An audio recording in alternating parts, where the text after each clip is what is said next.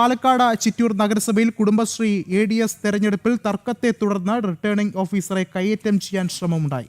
11 അംഗ പാനലിനായി വോട്ട് ചെയ്തവരുടെ ബാലറ്റുകൾ കാണാനില്ല എന്നും റിട്ടേണിംഗ് ഓഫീസർ ക്രമക്കേട് നടത്തിയെന്നുമാണ് പരാതി. അതേസമയം തെരഞ്ഞെടുപ്പ് നടന്നത് സുതാര്യമായെന്നാണ് റിട്ടേണിംഗ് ഓഫീസർ ബാലു മനോഹറിന്റെ നിലപാട്.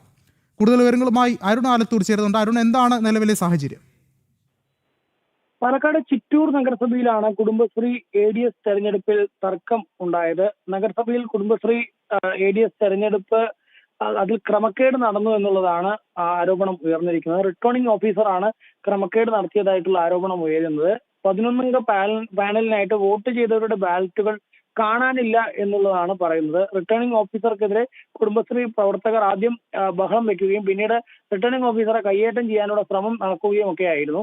അതേസമയം തന്നെ തെരഞ്ഞെടുപ്പ് നടന്നത് സുതാര്യമായിട്ടാണെന്നാണ് റിട്ടേണിംഗ് ഓഫീസർ ബാലു മനോഹർ ഈ വിഷയത്തിൽ പറയുന്നത്. ഏതായാലും തെരഞ്ഞെടുപ്പ് സുതാര്യമല്ല, ഇതിൽ ക്രമക്കേടുണ്ട് എന്നുള്ളതാണ് കുടുംബശ്രീ അംഗങ്ങൾ പ്രധാനമായിട്ടും പരാതിപ്പെടുന്നത്. ശരി, അരുൺ ആലത്തൂരാണ് വിവരങ്ങൾ നൽകിയത്.